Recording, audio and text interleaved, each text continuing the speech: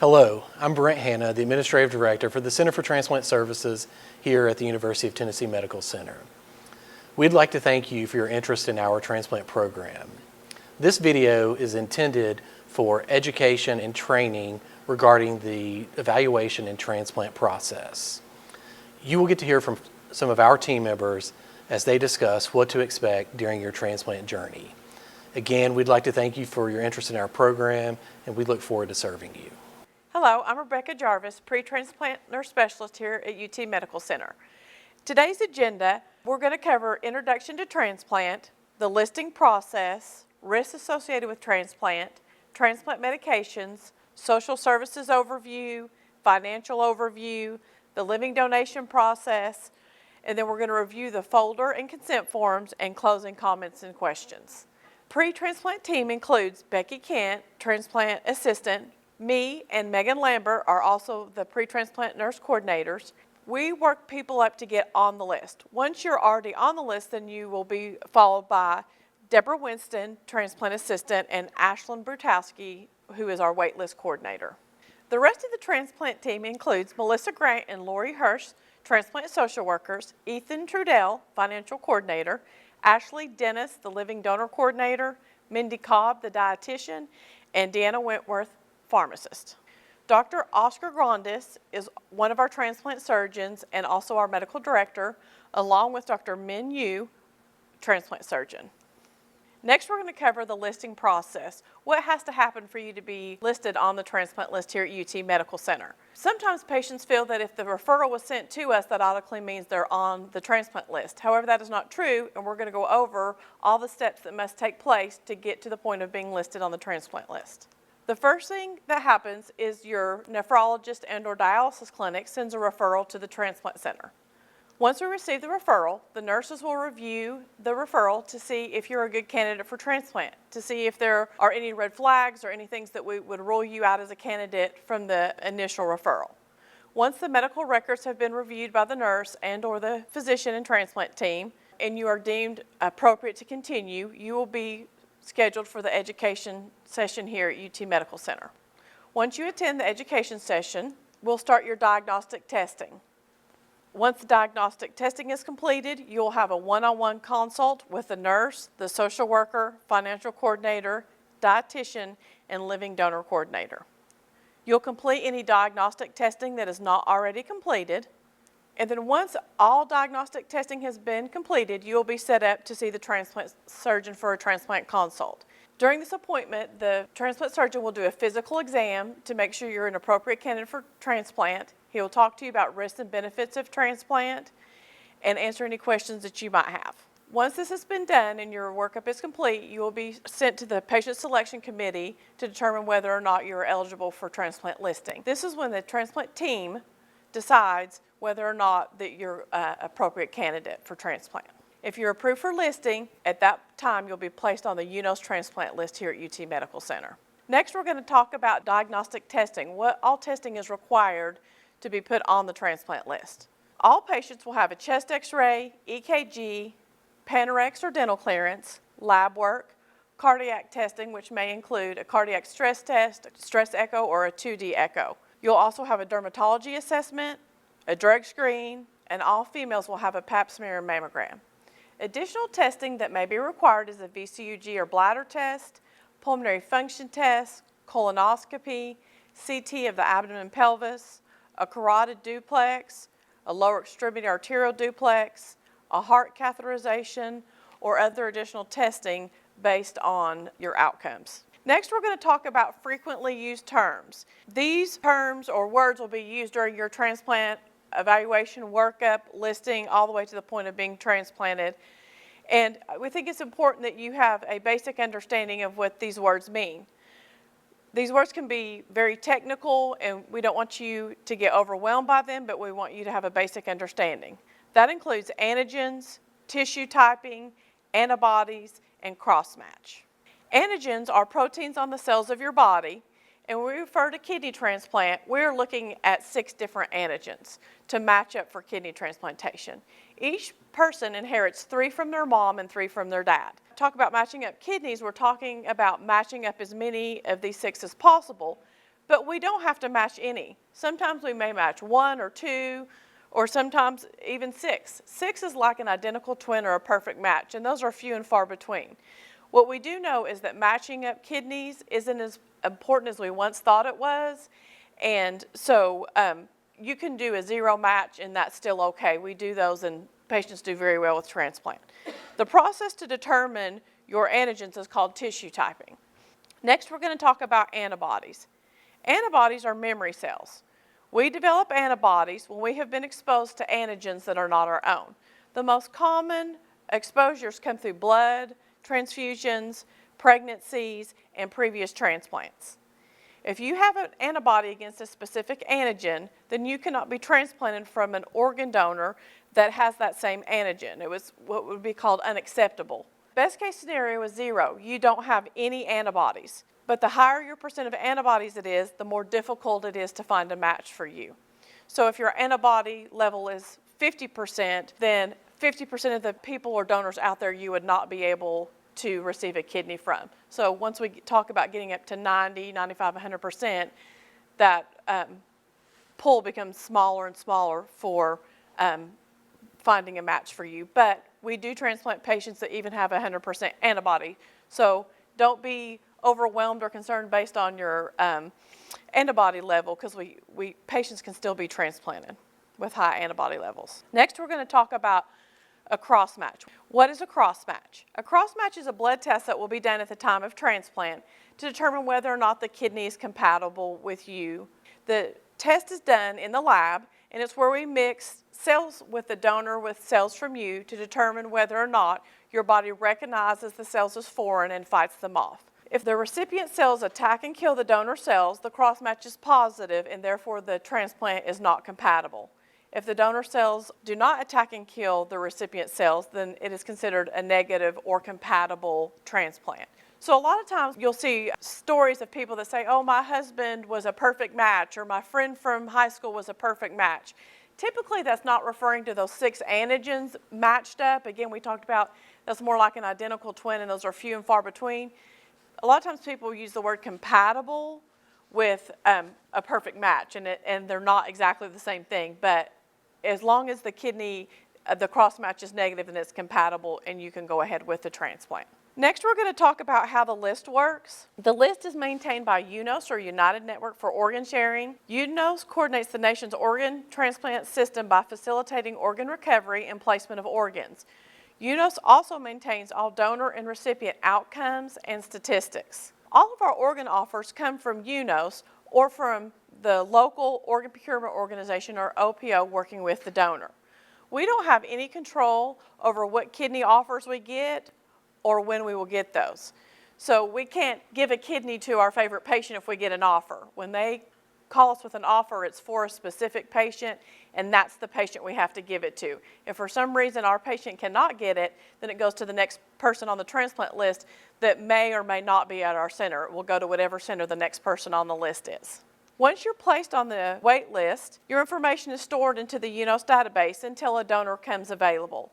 So a lot of times patients misunderstand and feel like they're at the very bottom of the list and they have to work their way up to the top of the list to get a kidney transplant, and that is not how the list works. An algorithm is used to place kidneys, and so when you're put on the list, you go into the UNOS database and you wait there until a donor comes available. Every time a new donor comes available, a new list is generated. So there's not one list that you start at the bottom and work your way up. It's a new list every time a new donor is available. The list is generated based on individual specifics of the donor by a computerized matching program, and then it produces a rank order list that determines who will be offered the kidneys. And then when that list is done, they will call us and let us know we have a patient on the list that is up for a kidney transplant. Next, we're going to talk about multiple listings and wait time transfers. We encourage you to be multiple listed. It is to your advantage. You will most likely be transplanted sooner if you're multi-listed. And what that means is you're listed at more than one transplant center. Kidneys are placed locally, regionally, and then nationally.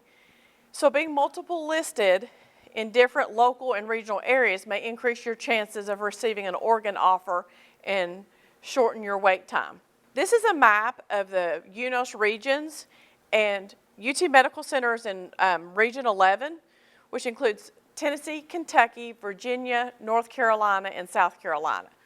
So our state of Tennessee is our local area, which is the first area that you would receive organ offers from.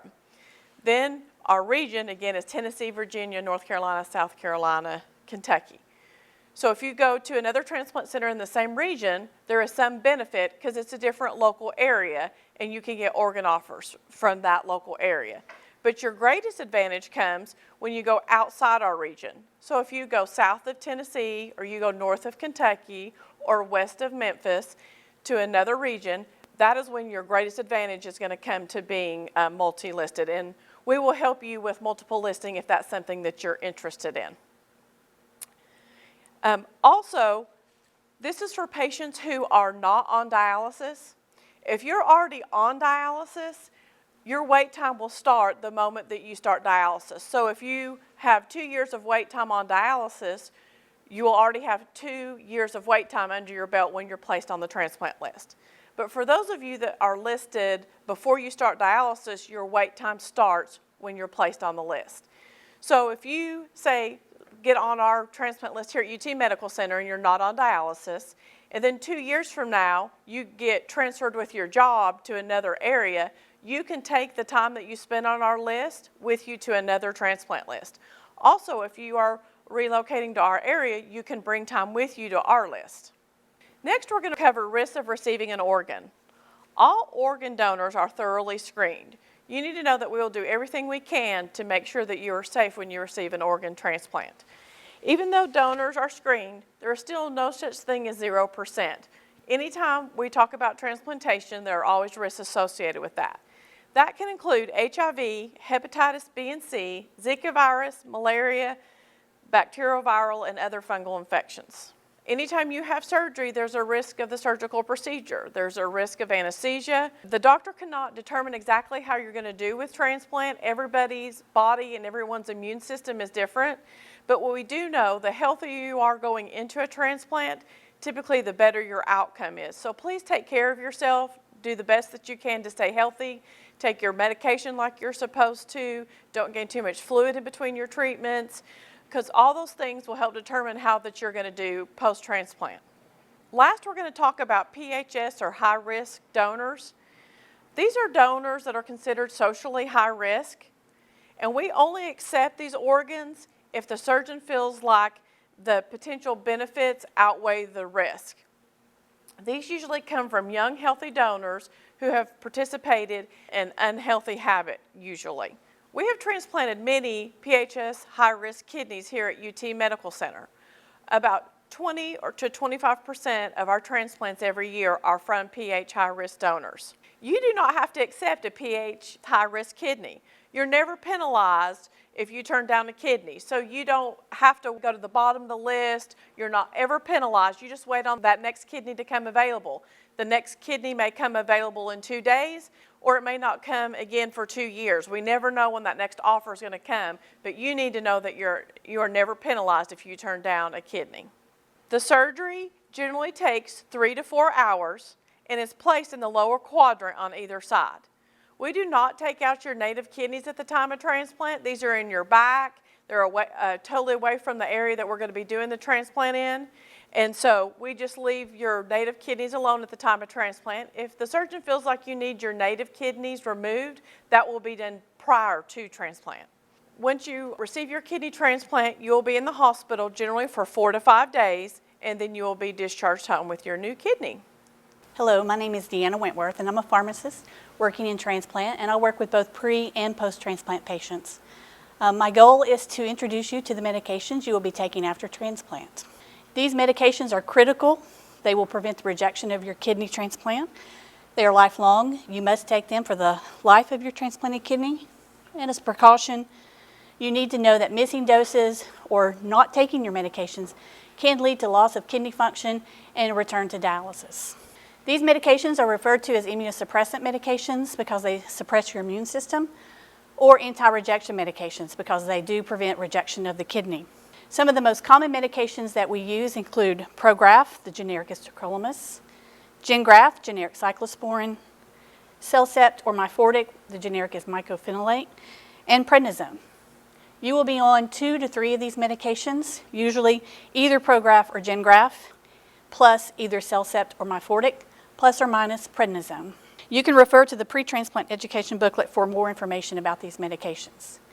In addition to the transplant medications, we will start some antibiotics, antivirals, medications to prevent infections or complications, and those are usually short-term for about 6 months. So what do you need to know now? First of all, you need to know your medications. You don't have to have your medications memorized. Just have an updated, accurate medication list that you can refer to so that you can let everyone know that you see, all physicians, providers, what medications you take. And most importantly, take your medications as prescribed. Because if you are not able to take your medicines before you're transplanted, that is a warning sign that you may not be able to take your medicines after transplant and may not be a candidate for listing. At time of transplant, we will provide you your medicines before discharge, preferably from our pharmacy here in the hospital. And your caregiver needs to be available for medication teaching and all the other teaching that we will provide before you're discharged from the hospital. And after transplant, know your medications, have a list, have them with you, take them as prescribed. Let us know if you're having any problems, if you're having any adverse effects, or if you can't obtain your medicines, particularly if there's an expense or a change in insurance. Let us know before you run out of medications because we want you to keep your kidney for a long time. Hi, I'm Melissa. I'm one of the social workers here at the UT Transplant Center. I'm just going to go over a couple of psychosocial risks to transplant. When you come in to meet with me, I will ask you a bunch of questions about your history and your background. And the only reason for that is because we want to get a little bit of a baseline for you and your mental health to know how to help you best after transplant. So some of the psychosocial risks of transplant are listed here, and that may include depression, anxiety, post-traumatic stress disorder, feelings of guilt if you get a transplant more quickly than one of your friends at the dialysis center, dependence on others, or suicidal thoughts. So after you get your transplant, you will have to rely on other people a little bit more than you're typically used to, and that is just for those first couple weeks or months until you're feeling stronger and able to be more independent.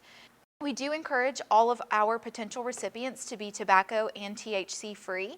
And if you are using any other drugs at this time, you are not a candidate at our facility. At any time during your workup or once you're listed, you may be asked to submit random drug screens. And this is just, we want to make sure that we're all on the same page and that we all have the same understanding. This is just a very basic transplant overview. Once you watch this video, you'll be contacted eventually by Becky, who is the pre-transplant assistant, and she will schedule you for some evaluation and testing. Once you've completed all of your evaluation and testing, you'll be presented in our patient selection committee. And that's just our multidisciplinary team where we all come together and discuss what's going on. At that time, you might be asked to do a little bit more evaluation, or you'll get the call that you've been listed. And then once you've been listed, we will want to see you annually for updates. We just need to stay in communication and see if anything has changed, and we want to make sure that if anything does change, we are aware of that. So once you get the call that we have a kidney for you, you will come and have the surgery, and then you can expect to be in the hospital for about 4 to 5 days. This obviously can vary depending on how you're doing, but 4 to 5 days is our average. Once you get home, you will have to take your medicine, the anti-rejection medications for your kidney, and then you also will have to come in pretty frequently for clinic visits. So this is a written schedule, but for the first couple of weeks, you can expect to come in twice a week, and then once a week, once every other week, and for the first year right now, once a month. And it's not unusual to have to tweak a couple of things. So if there's something that the doctor wants to keep an eye on, you might be asked to come in more frequently or do labs more frequently. So it's just important to remember that you need to be flexible and make sure that you're able to get back and forth to the clinic. That's why we put such a big emphasis on your support plan. We ask that you list about 3 names of people that you know you can count on after transplant. So it's important to have those conversations beforehand. Make sure that they're able to get off work if they work. Make sure if they have children, they're able to coordinate care for their children. Make sure they have a working automobile. So it's just important to think about the entire aspect of the care that you're asking them to provide. And we do contact all of the people that you list on your support plan just to make sure they don't have any questions and that they understand the commitment. After transplant, the immunosuppressant medications are a little bit more pricey than your average medications, but we do have some patient assistance programs that can help with these costs. So it is based on your income and your insurance. So when you come in for your evaluations, that's a one-on-one discussion that we'll have and see if that's something that you would qualify for. But I do like to tell people that no medication assistance programs are ever guaranteed. So we do just need to make sure that you have a little bit saved up if that were to happen, because we don't want you to have to go without your medication. Hi, my name is Ethan Trudell. I am the financial coordinator here at UT Transplant. If you are watching this right now, I've had a look at your insurance and you should be well covered for transplant. All referrals are screened by me before you are contacted for the education session. Everybody's situation is different, so when you come into the clinic, we're going to meet one-on-one. We'll go over the out-of-pocket costs for transplant when you come in for your evaluation. So some things to consider post-transplant. If you are currently on Social Security disability, and that is solely based on your end-stage renal disease, not any other disability, that will end 1 year post-transplant. And likewise, if you are on Medicare now, that will end 3 years post-transplant. And that is if your Medicare is only based on your end-stage renal disease, not age or a different disability. So costs of required testing to get on the transplant list, that is $0. The Transplant Center covers all of that. Now we cover the diagnostic portion of the testing. So for example, if you get an x-ray of your mouth and have to have a root canal, first of all, I'm sorry. Second of all, we don't pay for that. We just pay for the diagnostic portion. This is in red because it is very important. If you are considering changing your insurance, please let us know as soon as you're considering that. We've had situations where folks listed with us have changed insurances to what we do not accept and have to be put on hold for an entire year until they can switch back to something we accept. So please let us know if you're thinking about making a change. Hello, my name is Ashley Dennis. I'm the Living Donor Coordinator here at UT Medical Center. Today I'd like to talk to you about the advantages of living donation. There is a greater likelihood of long-term success if you find a living donor, and the reason for that is because a living donor kidney does not go on ice for as long as a deceased donor kidney would, so it starts working a lot faster. It could reduce your time on dialysis, or if you're not on dialysis already, it could prevent you from having to start dialysis altogether. So if you know someone that's interested in living donation, they must make the first call to me. They can also email me, but they must reach out first. I then gather a medical history from them over the phone, get some information about their background, and we go over their information with the physician team to ensure that they would be a good candidate for donation. If approved, testing is done in steps, and they may be deemed not a candidate at any point. As Ethan mentioned previously, Transplant does pay for all the testing, and that is also relevant to donor testing. We pay for all the donor evaluation. We can work with out-of-state donors, so don't let that preclude you from reaching out to patients across the nation. We do keep all donor information confidential, so unfortunately I won't be able to share any donor information with you. You will receive a word from us once a donor has been selected and surgery has been scheduled. If it should apply, your donor, should they need a kidney sometime in the future, they are prioritized on the wait list and given extra points. So although this list is not all-inclusive, here are some major points of donor criteria. Your donor must be between the ages of 18 and 70 years old. They must be without diabetes, hypertension. They must meet our BMI requirement, which for our center is 32 or below. They must be without heart or lung disease, not have any recent history of cancer, or HIV or hepatitis. Like I mentioned, this is not all-inclusive, but please don't preclude your donors from calling us. Let us rule them out. Please don't rule out your own donors. Some information about the donor surgery itself. It is scheduled at the donor's convenience. It will be laparoscopic, robotic, or open. Hospitalization is usually about 2 nights or so, although an open surgery may require a longer hospital stay. The donor is typically off work for 3 to 6 weeks, depending on what their job is, the physical requirements of their job. So that could vary a little bit. But the most important thing is they can't drive while they're on pain medications, so they will need a caregiver. We ask that you have a caregiver or that your donor has a caregiver for about a week after surgery to get them to and from the grocery store and hospital visits and things like that for follow-up.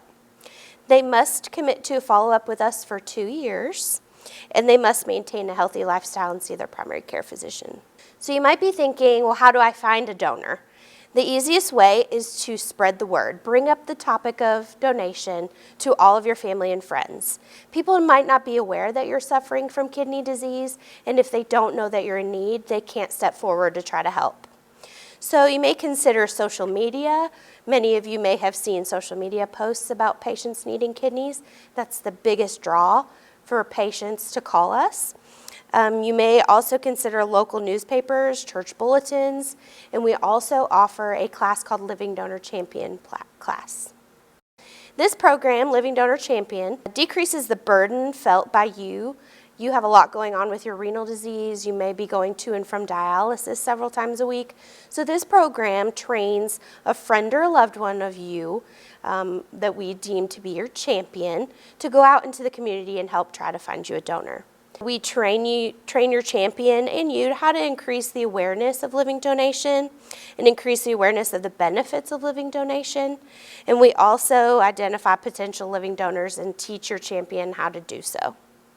So please plan on attending one of the Living Donor Champion classes.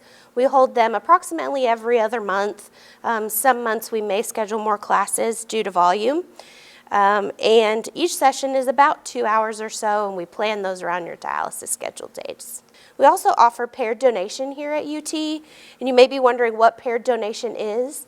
If you have a donor that is not compatible with you, for instance, if they have a different blood type, or maybe there is a size mismatch, a really small woman trying to give to an older male or bigger male, then they may be deemed not compatible for you. So at that point, we search for other mismatched pairs. We put the donor and the recipient into what we call a pool, and we search for other mismatched pairs. This allows both transplants to happen. So for example, donor 1 and candidate 1 are not a match because of their blood type. Same goes for donor 2 and candidate 2.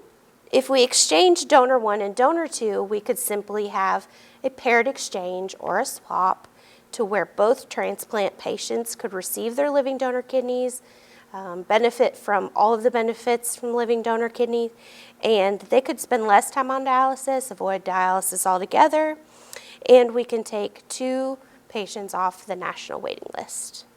Hi, I'm Mindy, and I'm the dietitian for the UT Transplant Center, and I work with all areas of the transplant after they're transplanted, before they're transplanted, and in between. So if you work with a dietitian at your dialysis center and everything, then you will be transferring your care over to myself, and then I will follow you from here on. Just to kind of let you know some of the things that we do as far as evaluation of nutritional aspects of your care and everything before you're transplanted. These are kind of some of the criteria that we need to meet.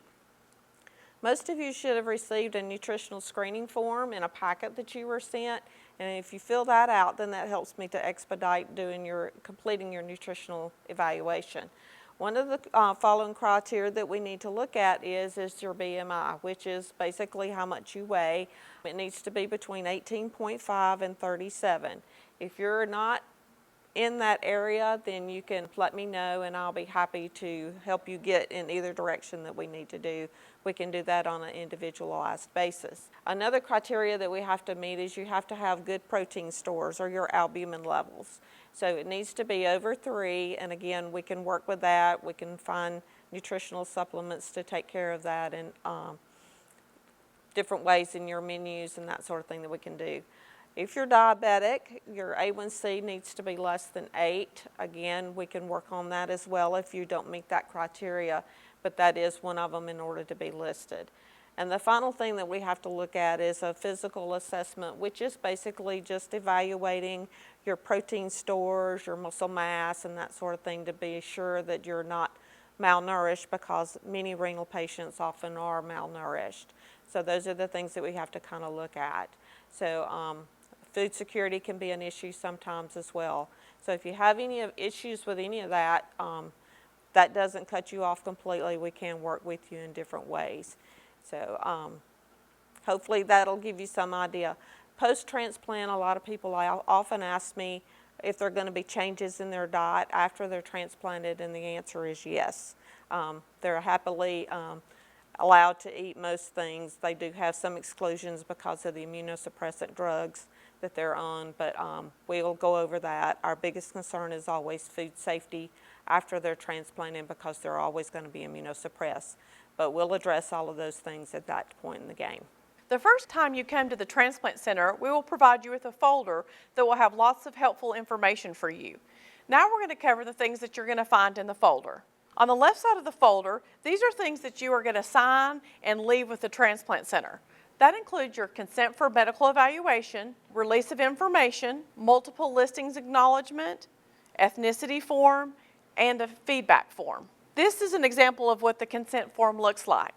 This is saying that you give us consent to determine whether or not you're a candidate for transplant. To start your transplant listing, we have to have the sign saying, yes, you are agreeable, and yes, you want to proceed. We won't start your transplant workup unless that's the road you want to go down. Next is release of information. This is a blank release of information so that we can get different testing from your provider, such as if you have a colonoscopy one place, you may have your pap smear with your gynecologist, or other hospitals, you may have your stress test or those sort of things. We want to be able to get those from your provider, so we're going to need a release form so that we can get those. Next is the multiple listings and wait time acknowledgement. This is saying that I talked to you about multiple listings and wait time transfer, that you're aware of those, and that I provided you the information regarding those. Next is the ethnicity form. This is for statistical purposes, and a lot of times patients get overwhelmed about the ethnicity form. This form is, again, just for statistical purposes, so that when we list you on the UNOS wait list, we know what race or ethnicity you identify with. And we'll go over this on an individual basis at the time that you sign this form. Next, we're going to talk about the right side of the folder. This is the information that you're going to take home with you that includes greater details regarding transplantation. This includes the informed consent for transplant. This is a multi-page consent form, so we'll give it to you at the very beginning of your transplant workup, so it gives you the opportunity to read through it, to write down any questions that you may have along the way. And the very last step, when you come in for your transplant surgeon evaluation, you will sign this consent form. Also, there is a Center for Transplant Services pamphlet, a pre-transplant education pamphlet, multiple listing and wait time transfer booklet. For those of you who may want more information on that, this is a booklet that goes into greater detail regarding that information. A kidney allocation booklet for those of you that want to understand in greater detail how the wait list works. This booklet goes into more detail and explains how that happens. And then the SRTR information, or our statistics, and it explains the outcomes of our transplant center and how we're doing in comparison to other transplant centers. The social work, post-transplant plan of care, dietary assessment, pharmacy questionnaire, BMI or body mass index chart, and a map of UT Medical Center. We're going to talk about the SRTR, or Scientific Registry of Transplant Recipients, in more detail. This is a website that you can go to, and we encourage you to go to it, to look at the outcomes of our transplant center and other transplant centers. This is also a great tool if you're interested in being multiple listed, to look at other transplant centers and their wait time and their outcomes. And so if you just go to srtr.org, it's going to take you to the Scientific Registry of Transplant Recipients. We're talking about kidney transplants here, so when you go to select organ, you're going to choose kidney, and then you can put in your state or the zip code of the transplant center you want to go to. This information changes every 6 months. It changes, and they put out a new SRTR form every January and July. So I also encourage you to look at trends, because this information is all the time changing, and outcomes go up and down based on how many transplants you do during that 6-month time frame. So I encourage you, again, to look at trends and how transplant centers, our transplant center and other transplant centers, are doing over a period of time. Thank you for your time in viewing this video. Though we tried to provide a comprehensive education session, we certainly left questions unanswered. So please take note of the contact list that was provided. We invite you to reach out to us so we can provide additional information. Thank you.